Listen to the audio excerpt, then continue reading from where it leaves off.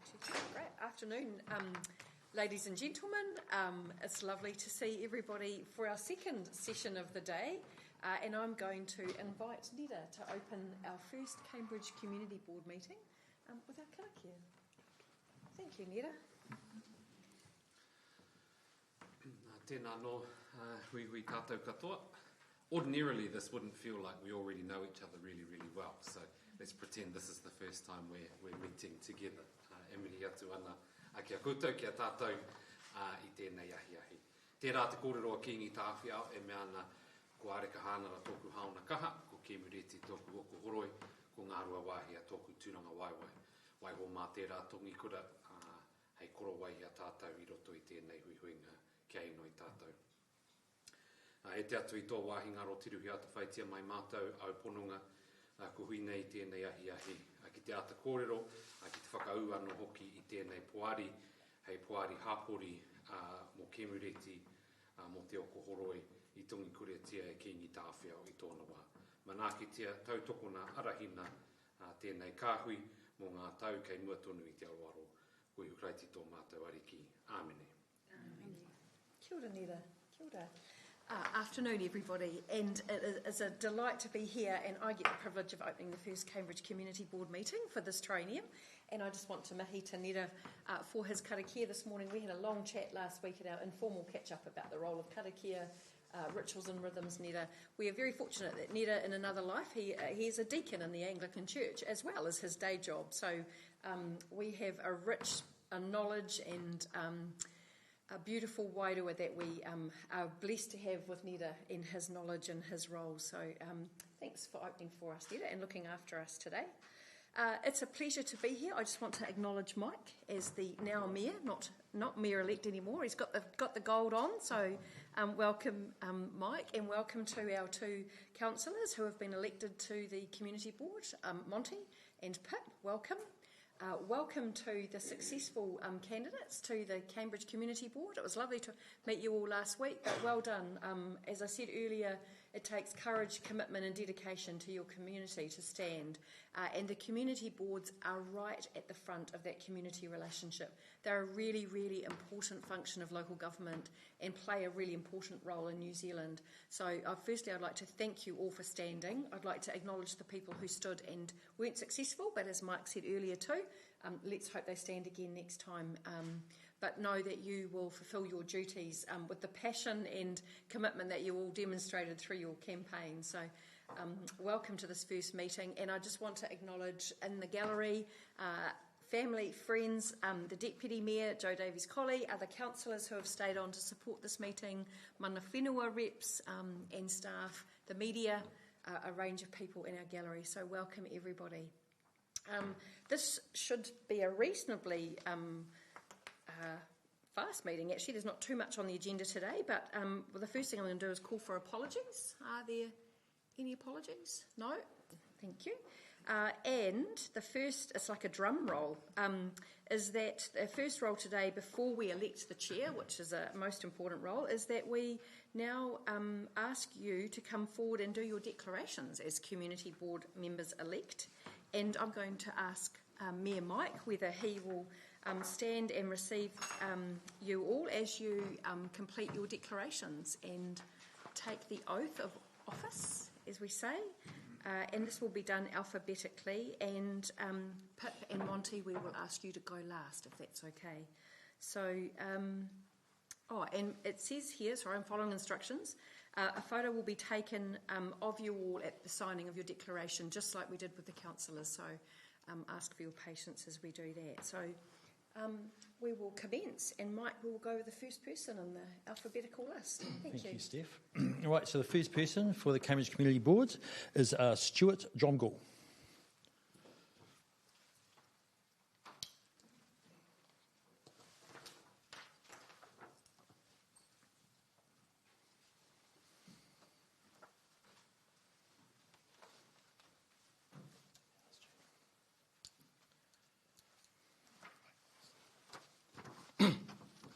I, Stuart Murray Dromgoole, declare that I will faithfully and impartially and according to the best of my skill and judgment execute and perform in the best interest of the Cambridge and Mangatautari communities powers, authorities and duties vested in or imposed upon me as member of the Cambridge Community Board by virtue of the Local Government Act 2002, the Local Government Official Information and Meeting Act 1987 or any other act.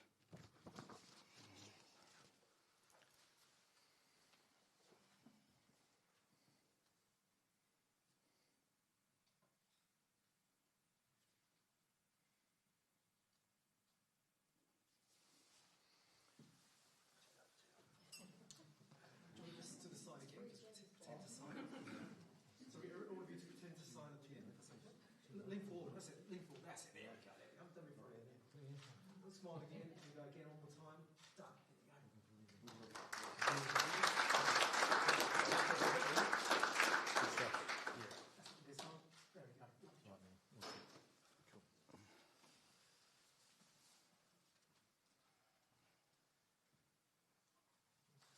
Stuart and I played for the first rugby, same rugby team there for a little bit of time. Next one is Charlotte Fitzpatrick.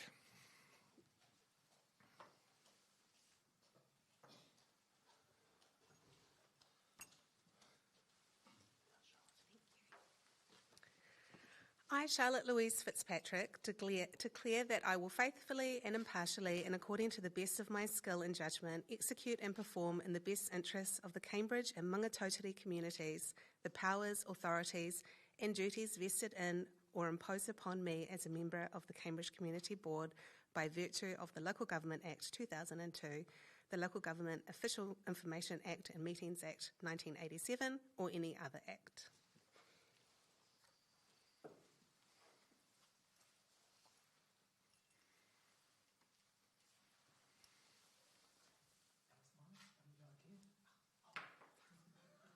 Go again, and one more time, Charlotte, smile.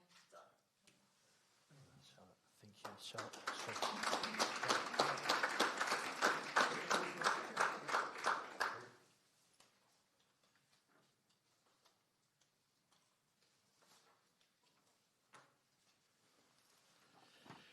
Next is Chris Minnie.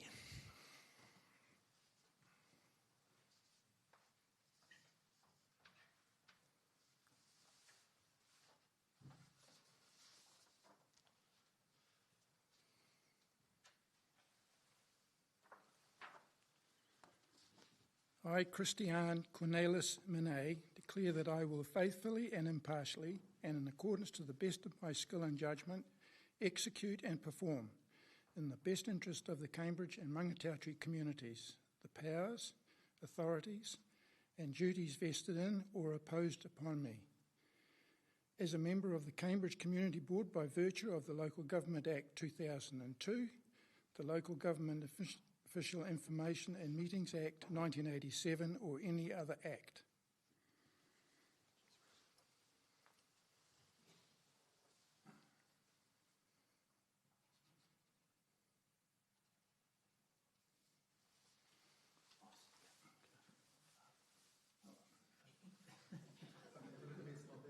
One more time, last one. Cool. Thank you.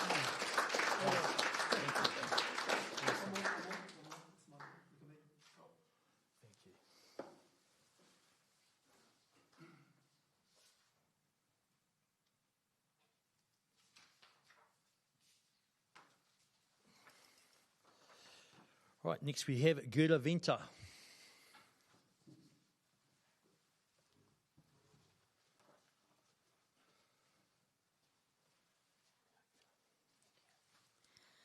I, Gerda Venter, declare that I will faithfully and impartially, according to the best of my skill and judgment, execute and perform in the best interest of the Cambridge and Maungatautari communities the powers, authorities and duties vested in or imposed upon me as a member of the Cambridge Community Board by virtue of the Local Government Act 2002, the Local Government Official Information and Meeting Act 1987 or any other act.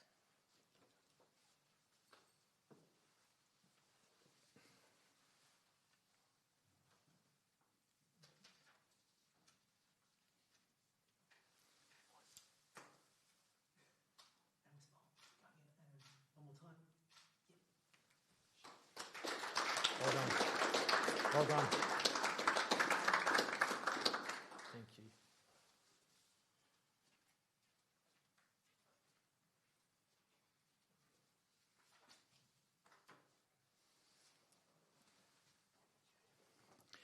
Andrew Myers.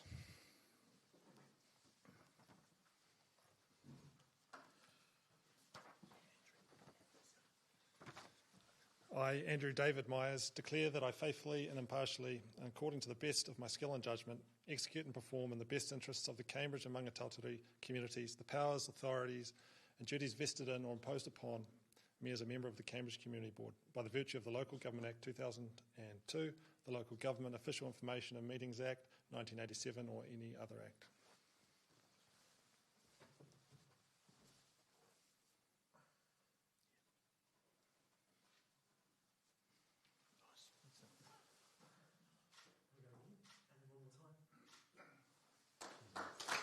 Good luck, Andy. All right, cheers.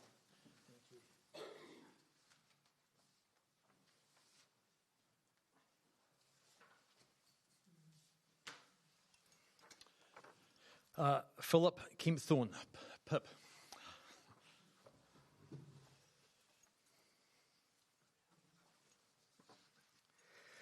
I, Philip Ainsley Kempthorne, declare that I will faithfully and impartially, and according to the best of my skill and judgment, execute and perform, in the best interests of the Cambridge and Mangatautari communities, the powers, authorities and duties vested in or imposed upon me as a member of the Cambridge Community Board by virtue of the Local Government Act 2002, the Local Government Official Information and Meeting Act 1987, and any other act.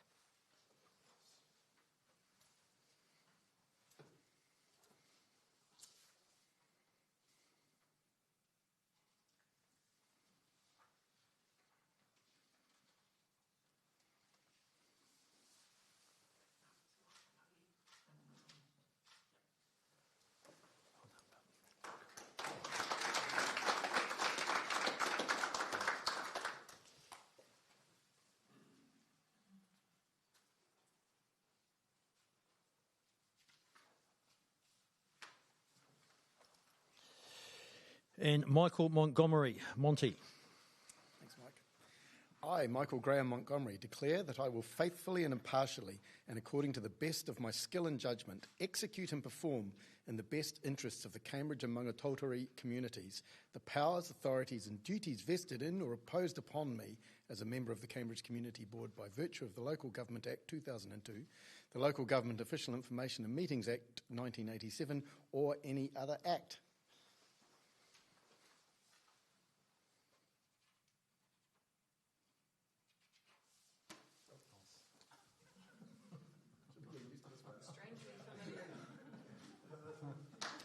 Photo in the look.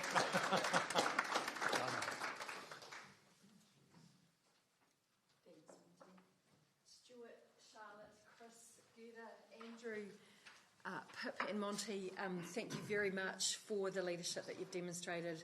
Welcome to the Cambridge Community Board. We're looking forward to the work that you will all do together, forming as a new team, and the representation, the advocacy, the voice that you will carry for, on behalf of the communities of the Cambridge and Mangatautari boards. So congratulations to you all. The next item on our agenda today is actually to call for nominations for the role of chairperson of the Cambridge Community Board, as the Local Government Act requires that a community board must have a chairperson. So I am going to invite Joe Greed, who's our governance director, to come forward and just explain the two options for the election process and why we have a recommended option. Thanks, Joe. Welcome. Thanks, Deb. So the Local Government Act sets out that process for how you appoint your chair. We've recommended System B, which is the simplest one, which there is one round of voting, and if there is a tie, then that is drawn by lots. System A is the one that's more involved, where you go through a process and there's either a successful candidate, or if we have a tie, then we draw lots and the candidates with the fewest number of votes drop out of the round of voting, and then we have another round of voting. So there's a lot more rounds of voting in System B, if in the case of a tie, which is why we've recommended System B. So I think it would be appropriate for you to pass a recommendation to choose your system first before we open up for the floor for nominations. And if everyone's happy with the simplest version of process for selecting a chair, we'd need a mover and a seconder and a vote. So, I can move. Charlotte, Stuart has his hand up. Yep, moved by Charlotte, seconded by Stuart. All those in favour? Aye. Thanks. Thanks, team. So, and now I think open the floor for nominations for chair. Charlotte. Charlotte. Yeah, Charlotte. Andrew, was that your... Yeah, I was just going to formally say, I would nominate Charlotte. Charlotte? So a mover and a seconder, because there was lots of hands going up the alternate. So it's Stuart and... I'll move. So we've got So, two. so how about we get Stuart, you move, Chris, you second. How's that? Is that okay? We're comfortable with that? All those in favour? Aye. Fabulous. All those against? 0. Carried. Charlotte, congratulations.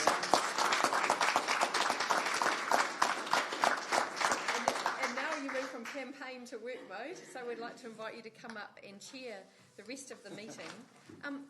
Folks, just at this point while Charlotte gathers her thoughts and takes a breath, we're going to end today. We will end and Charlotte will hand to Netta, but before she does that, I would just like to acknowledge some people in the room who have made today happen, because we didn't get to do it in the full council meeting, but I'd like to acknowledge the governance team, the events and communications team, the strategy team, the executive leadership team, but particularly the guidance of Kirsty Downey, who have made today all happen. It takes a lot of work to pull this together. So, and Netta, for your support in terms of the pōheri this morning and the team of EAs who worked in behind it. But to everybody that's here, before I happily hand the work over to Charlotte, I just want to acknowledge you all and say thank you very much for making it a great day. So thank you. Thanks, team. Charlotte. Andrew. Is there an opportunity to comment on the process of election of chair? I'm sure there is. I just want to put forward that perhaps the local government should look at a system ahead of System A, and that's one by consensus, where members of the board are actively encouraged by governance to get together and work to be unanimous in their decision to vote for a chair. I think that would lead to cohesive and high performance from the board than secondary systems of voting as the primary options. Thank you, Andrew. I appreciate you raising that, and it's a really good point you make, and there's we can take that back, we can record that in the minutes, and we can take that back to LGNZ as a recommendation. Yeah, there is a review of, there's lots of reviews going on of legislation, including the Local Government Act, so we'll put that forward. Thank you. Thanks, appreciate it. Charlotte, Right, we're so- in your hands. Yeah, Here to that- support. Yes, that leaves us with item number 5, which is fixing a date and time of the first ordinary meeting. Do you want to just do the, sorry, there's a general explanation of legislation. Oh, so sorry. Is Judith going to do that in person? Yep. So, sorry, we're moving to item 4, which is a general explanation of legislation affecting elected members. And we are inviting Judith from Simpson Greason. Yep. Hi everyone. Apologies to the councillors who heard this morning. It's more or less the same. Your job will be to spot what's different. So, thank you for welcoming to me to the meeting, and congratulations to you all. This part of the meeting is reasonably formal because this is a requirement of the Local Government Act that the elected members have some certain legislation explained to them, and you probably recall that if you've been on the community board before. Those acts are, so in front of you is the PowerPoint slides that I've prepared, but now we'll just work through them straight on the screen. So the acts are listed on there. First up, the Local Government Official Information and Meetings Act, known in short as the GOIMA. This act is one of the key pieces of legislation that relates to your meetings, but also a key piece of legislation for the council in terms of handling information requests. So this is this, if you like, sister act to Central Government's Official Information Act, but we also have tacked onto it a procedure for meetings for local government, and also the Land Information Memoranda, LIMs, are found in this act. So if you've ever had to request a LIM, this is where that all comes from. but we won't be talking about that today, just official information requests and meetings. So the Act sits around, has a cornerstone of the principle of availability in Section 5 of the Act. So the idea is that official information, the Council's information, belongs to the public and can be made available. But there's a balance to that. There are certain pieces of information that should be kept confidential, and there's withholding grounds in the Act that relate to that, and it applies to your meetings as well, and when you go into public excluded meetings. So we'll talk about those withholding grounds in a wee minute. When there's an Official Information Act request made by somebody, they may not say they're requesting official information, they'll just say, I was wondering if I could find out about this or get this piece of information. And sometimes those requests might come to you, but it's the Chief Executive's job and the staff to handle information requests and follow the steps that are in Lagoima timeframes and working out if there are grounds to withhold information. So if you do find members of the public coming to you requesting you for information, you need to sort of pass that on to the staff. But there are times when you might be involved because acting in your official capacity as an elected member, you also hold official information for the council. So there will be times when the Chief Executive or the staff will come to you and say, have you got any information about that?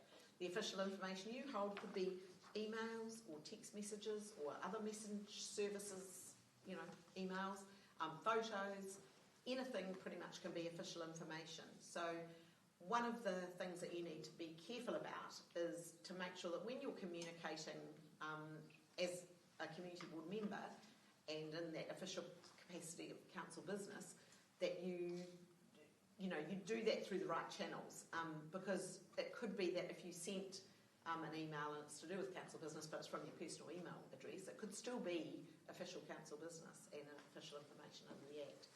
So it's best to try and keep that personal capacity stuff and official capacity stuff separate and use different email addresses, different phones if you have them, or different Facebook profiles even, that sort of thing.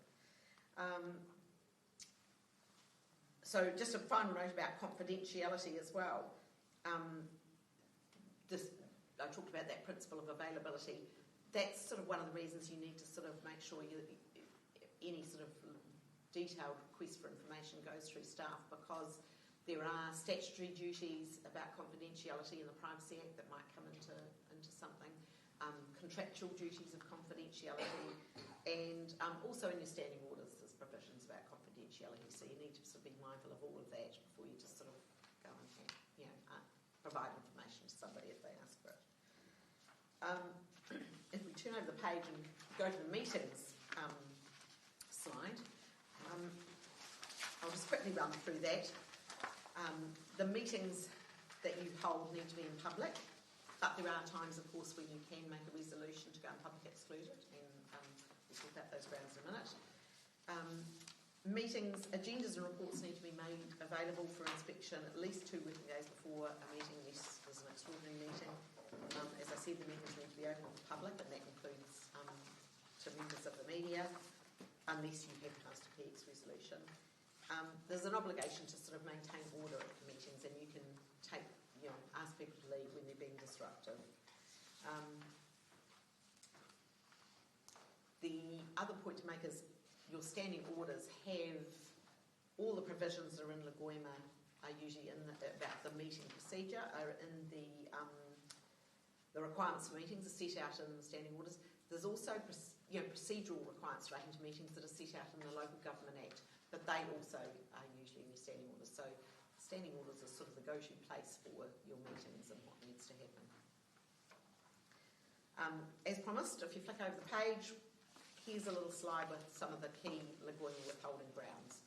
So it's good to be aware of the types of grounds that might apply to when you go into PX, and these are the most common ones: personal privacy, commercial sensitivity, offence to te Maori, obligations of confidence, legal professional privilege, negotiations.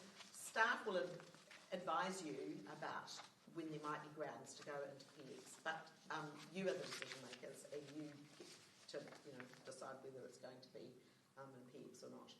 But And the public interest is a test that is weighed against the withholding grounds in Section 7, and that's for official information in your meetings. And the public interest can be a high bar, but it's not things that the public would be curious or wants to know about. It's what are they sort of what legitimately should they be entitled to know about. And so that's perhaps best given, if I give an example, there was an ombudsman case a few years ago of a councillor who held a fundraising event, and there were certain guests who dined at the council's expense, but the council wouldn't release their names due to privacy when a request was made. But there was a big hoo-ha about the fact that they'd paid for people to attend this event. And the Ombudsman ultimately ruled that the public interest in knowing the names of the people who dined at the council's expense was, that outweighed their privacy. And that was because the public interest, facilitating understanding in public decisions, especially when it involves the spending of, ratepayers' money, that was the public interest trumped the privacy interest there. So those are that's a sort of an example to think about that shows that it's what the public might legitimately want to know rather than just things that they're curious about or should legitimately know. The next Act we're going to talk about on the next page, the Local Authorities Members' Interests Act, 1968. That's also got a little shortened form, LAMIA, or Methodist Members' Interests Act. It's quite old, 1968. I joked this morning that I'd like to say that that was before I was born, but it's not quite. There's two key rules in that Act that still apply and you need to be mindful of when you're sitting on the board. So the first rule is called the contracting rule. The other one, the non-participation rule, I'll talk about in a minute. The contracting rule applies if you are concerned or interested in a contract or contracts with the council and the total payments made or to be made under all of those contracts exceed $25,000 in any financial year. So you're looking at not just the profit made under that contract, but what the council pays out under the contract. So you can see it wouldn't take very long to get to $25,000. I suspect that's one of the slightly out-of-date parts of the Act. Contract itself has a wide definition. It includes transactions and relationships like making grants or there's a paid committee appointment unless there's been remuneration authority approval for that. If you breach the contracting rule, you will be automatically disqualified from office. So it's a fairly important thing to think about and think about whether you do have any contracts that you're concerned or interested in. And if you flick over to the next slide, concerned or interested means not just you, a contract that you might have with the council, but also contracts in which your spouse or partner are interested, or a company that you or your partner are involved in. There's a right to that. If your spouse or partner is involved but you're living apart, then there's an exception there. So you need to think about not just your own business, but your partner's business and what whether they have any contracts with the council. So if you turn over the page, there's some exceptions to that contracting rule, and you can go to especially because the amount is quite low, and in smaller communities, there are often people who have contracts with the council for all sorts of different reasons. You can get the prior approval of the Office of the Auditor General to your contracts. And sometimes if you haven't realised beforehand, you have to go to them for retrospective approval. That can also be granted. There's also an exception if the Auditor General is satisfied that the contract was entered into by an officer of the council or a committee of the council and the member didn't belong to that, and they didn't know, they couldn't have known that that contract was being entered into with something that that they were interested in. There's also some exceptions in the Act itself. They're sort of fairly random, and the most likely scenario that might apply is when there's a lease granted to the council that's not a contract to which the contracting rule applies. So the application, if you do need to make an application in relation to any contracts, the Office of the Auditor General has forms on the website, and the Council does that application on your behalf. And the Auditor General suggests that if there's a series of contracts that you have that might tip over that limit, that you apply at the start of every financial year. And even if you don't end up going over that limit, you're sort of safe. On to the next rule, the non-participation rule. This rule provides that if you're a member, as you are, of the community board, you can't take part, you can't vote or take part in the discussion on any matter in which you have directly or indirectly any pecuniary interest other than an interest in common with the public. So there's an English case, it's an older case now, but I felt that this was sort of stated very well, that the object of this rule is clearly to prevent councillors from voting on a matter which may affect their own pockets and therefore may affect their judgment. Again, there's some exceptions to this rule, and we'll come to that in a minute, but just first I'll talk about what pecuniary interest and indirect pecuniary interest mean.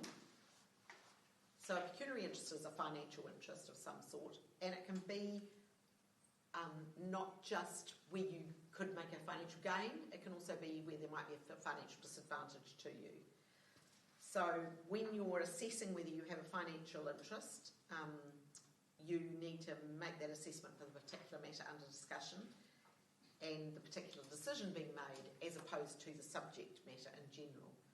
So the example I gave this morning is a good one, and I'll repeat that.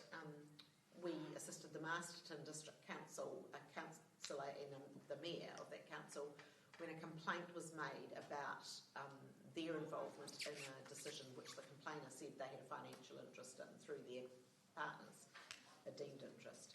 And so it related to the Hood Aerodrome, and their partners had hangars and things at the aerodrome. The decision that the council had made was to do with a policy that was proposing future development at the aerodrome. So no decisions were made, it was just a policy sort of saying this is what we perhaps propose to do in future. There was no time frames in the policy or anything like that. The Ombudsman, we helped Masterton District Council persuade the Auditor General, that there was no financial interest in the decision that was being made at that point in time. The policy didn't make a decision to do that development. That still had to come down the track, and it could have been some years later. Those interests might have given up their leases of the hangars at the aerodrome. So that's why you need to think about it. It's not just, my partner's got an interest in this thing, and we're deciding something in relation to that thing. It's like assess whether the interest is really going to be affected.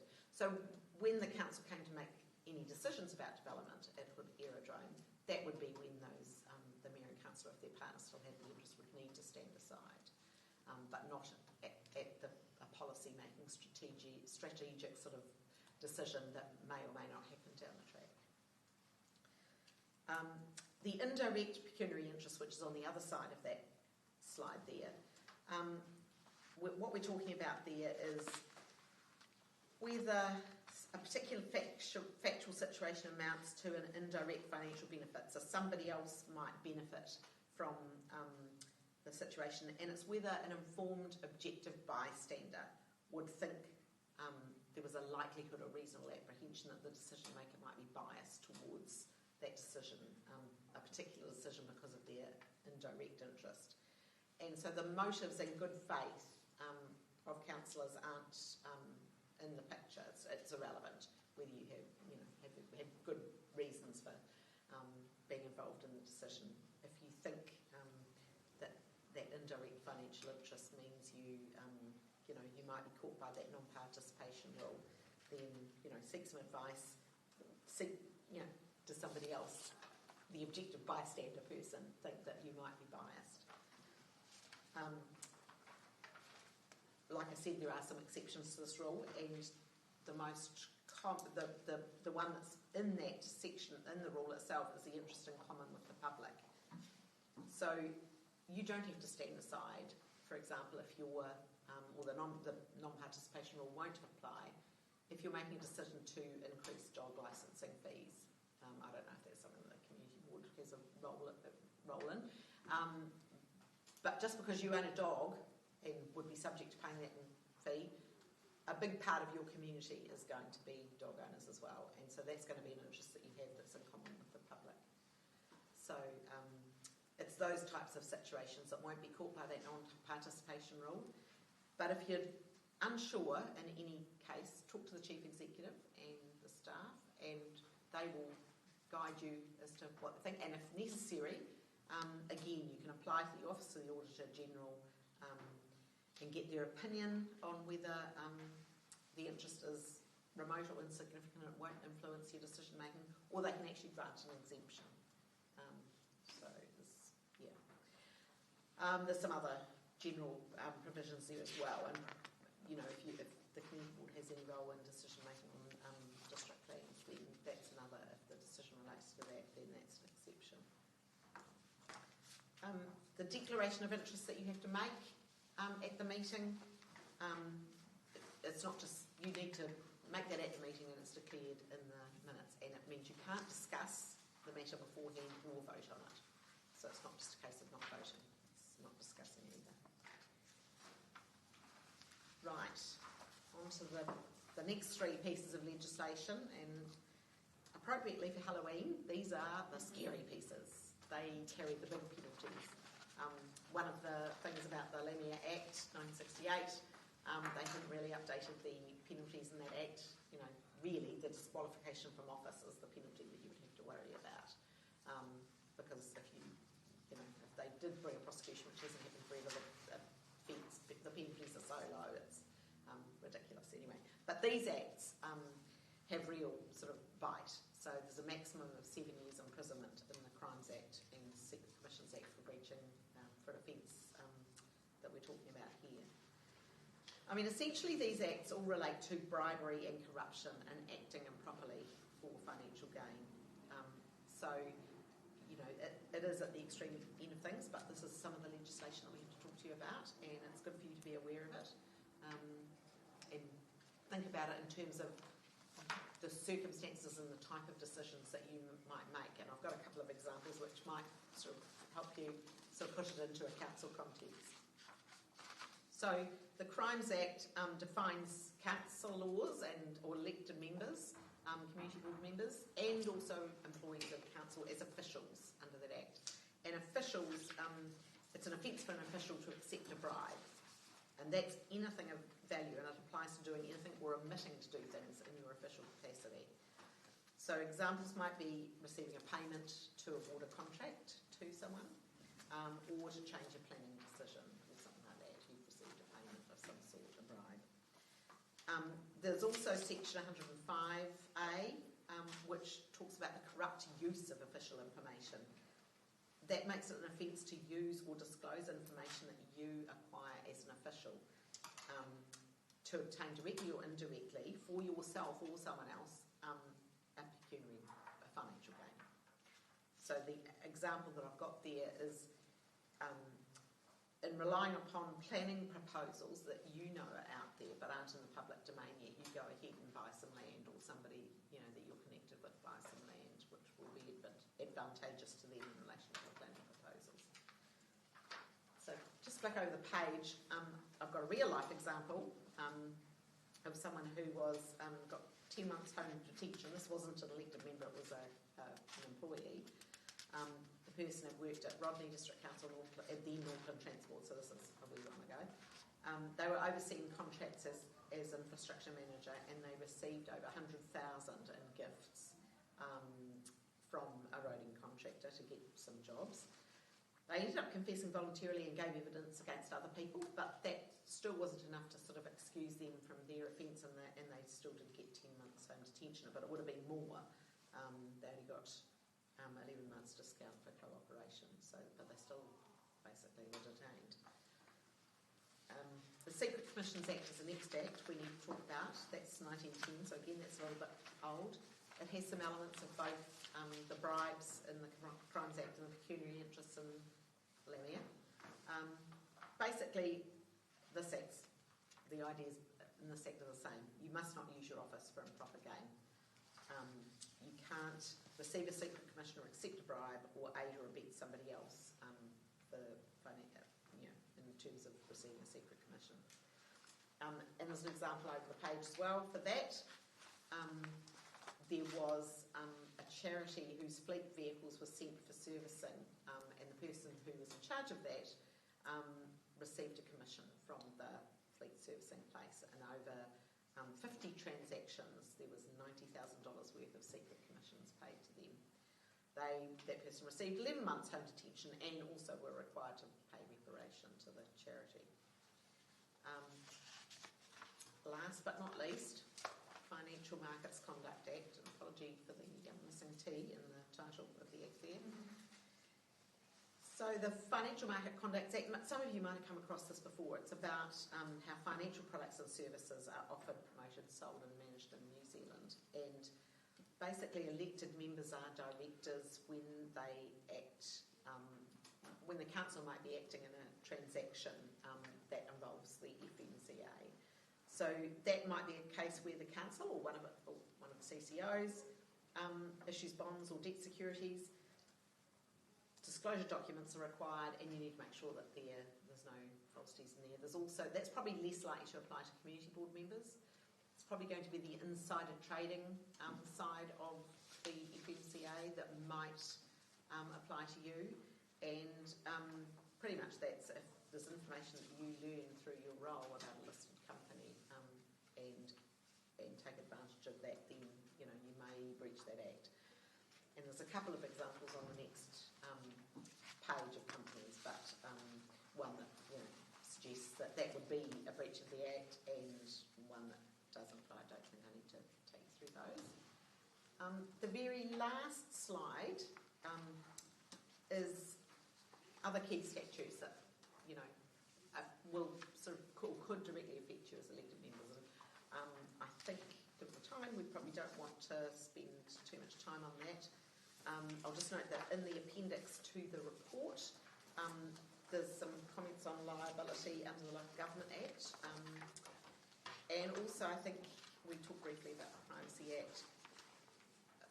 Another key act to be, I think, aware of is the Health and Safety at Work Act, because the council is a person conducting a business or undertaking under that act. And so as community board members, you may end up making decisions relating to health and safety matters and reserves and parks and things like that, I guess. Although you can't be, as elected members, you can't be prosecuted if you fail to, comply with the duties.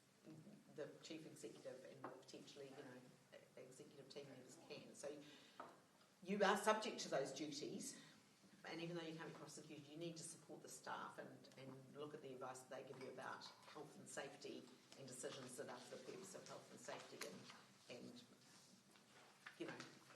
look at those seriously before you go against sort of staff advice when it involves a health and safety matter, because although it's not your head on the line, it could be the chief executive's. And I'm sure the chief executive doesn't want to be facing a health and safety prosecution because the community board didn't make a decision on a health and safety matter. So, any questions? Yeah, would anyone like to ask Judith any questions? I'll ask it tomorrow morning. Yeah.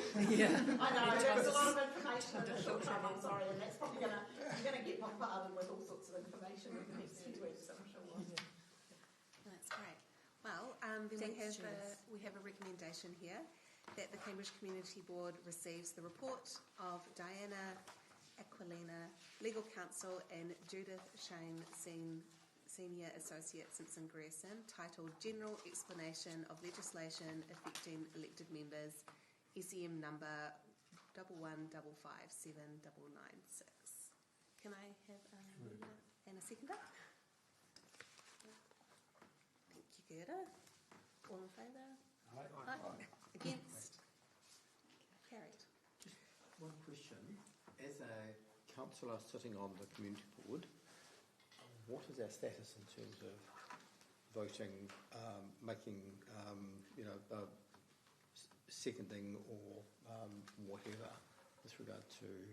So, just an explanation as to sort of what what capacity are we sitting in? Are we advisors? Are we...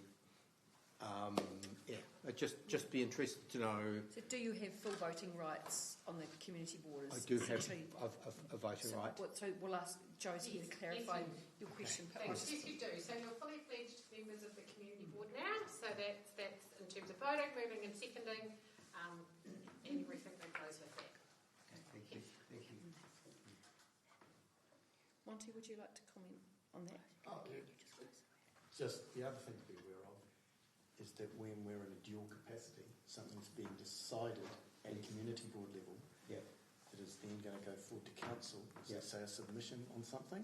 The councillors on the community board have to make a choice really whether they are participating at the community board level or council level. Generally, we have kept out of it at community board level, keeping our powder dry to have the debate around the council table. Okay, yeah, so you either... Joe, are you happy with that explanation?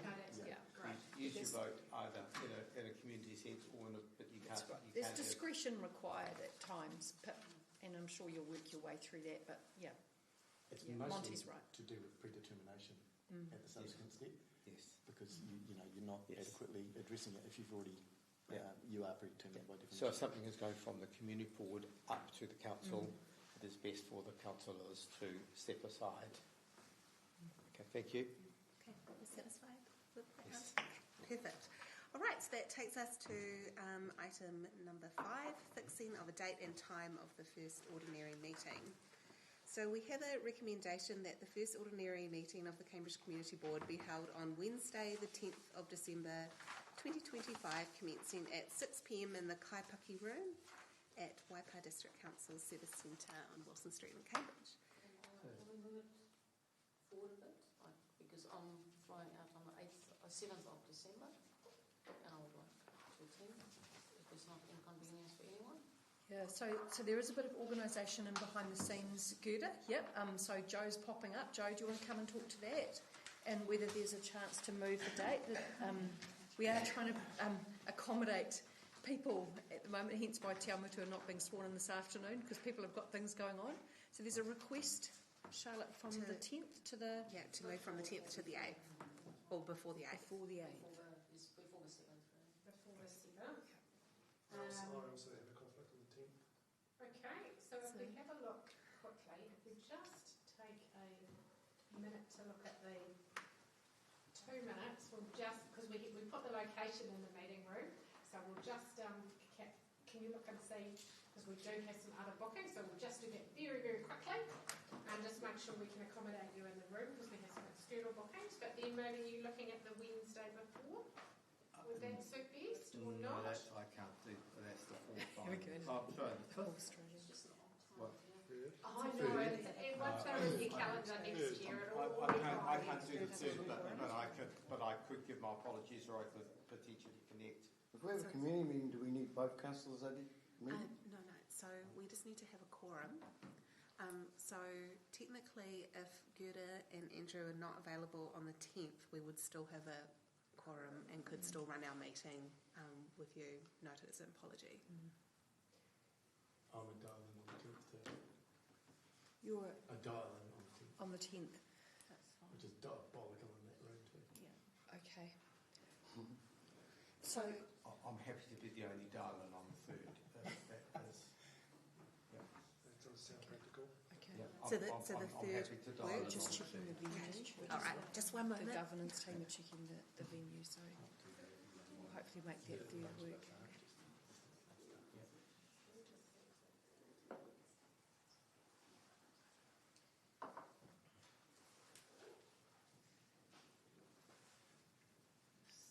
I understand how it works here.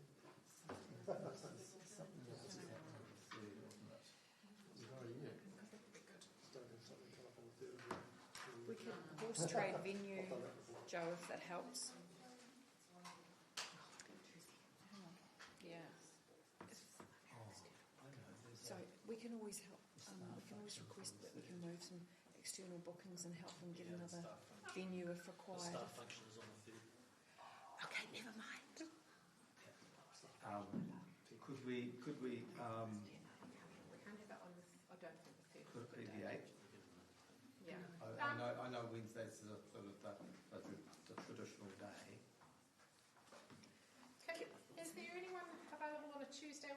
Tuesday that week? 100%. Avoiding the Yeah. or avoiding the 3rd would be a good idea. Tuesday's good. Tuesday the 4th. Thursday the 4th. Does that suit everybody? No, it doesn't suit. Only the 4th. Tuesday the 4th. We can also Zoom people in if you're actually not in the area. We have that facility. So Thursday. Can we, Charlotte, can I suggest you do a show of hands for the Tuesday and the Thursday and see what works best for people? Whether it's the Tuesday. Tuesday's the 4th? So is that Tuesday's the 2nd. Tuesday's Yep, we're just checking this. Yeah. I'm just, respectfully suggesting to your chair that she. Tuesday the 2nd is not available. Okay, Tuesday 2nd is not available. All right, but that's just assuming the venue. So if we could find another venue, we can still do Tuesday. So let's not get hung up. But we won't be able to live stream it if we do it early. So could I just have a show of hands who would be available on Tuesday the 2nd of December?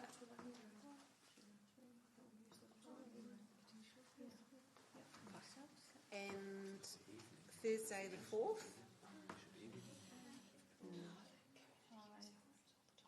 Time.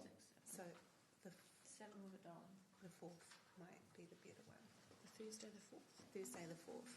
And we'll put you in, so the Thursday the 4th, the room is available, so we can dial anybody in that needs to be dialed So in. do I need to reread the Yeah, so Okay. Thursday 4th of Okay. December. Perfect. Okay. Yeah. At the Kaipaki room? On the 4th? Yeah. The 4th? Yeah. Okay, so we'll just revise the recommendation that the first ordinary meeting of the Cambridge Community Board be held on Thursday, the 4th of December, 2025, commencing at 6 p.m. in the Kaipaki Room, Waipa District Council Service Centre, 23 Wilson Street, Cambridge. Could I please have a mover? Murder and seconder Stuart. Thank you. All in favour? Aye. Against? Carried. Nice work, Madam Chair. First problem. Yeah, first problem resolved. There you go. Teamwork. Okay, so that Dreamwork. leaves us to finish with the karakia whakamutanga, and I'll hand over to Nita to take us through. Thank you very much. Kia ora, Charlotte. Kia ora tātou, hei te tutukitanga o tā tātou hui. Thank you and acknowledgement to you all at the conclusion of your meeting. Me tohe atu ki te wāhi ngaro. Hei tāwharau i a tātou, hei tuku i a tātou kia haere rungi te rangi Māori e. Anō reira kia ino i tātou. Nau e te atua te kaha te wikitoria, te tapu, te mana, nau ngā mea katoa i te rangi te whenua i hanga. Tuku a mātou kia haere rungi te rangi Māori e. Ki te kokiri i ngā tini kaupapa o te wā. Ki te ārai tonu i tō mātou hāpori. Kia noho i rungi te rangi Māori e te ora me te pai. Turuturu e rangi, turuturu e papa whakamaua. Kia tīna. Tīna. Haumi e, hui e. Tāki e. Kia ora, everybody. Kia ora, Nita. Kia ora, everybody. Thank you, Charlotte, and congratulations. We look forward to working with you all as the Community Board in the next 3 years. Okay, so I will officially close the meeting. Thank you, everyone, and thank you to those in the gallery.